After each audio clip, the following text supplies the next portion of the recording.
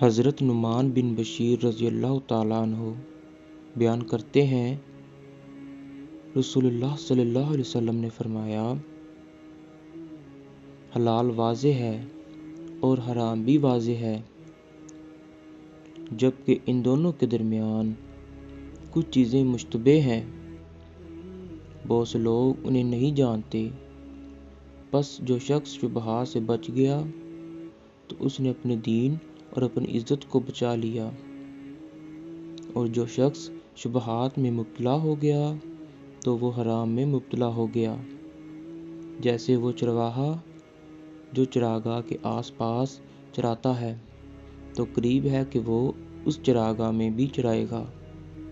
سن لو، بے شک ہر بادشاہ کی ایک چراگاہ ہوتی ہے۔ سن لو، بے شک اللہ تعالیٰ کی چراگاہ اس کی حرام کردہ چیزیں ہیں۔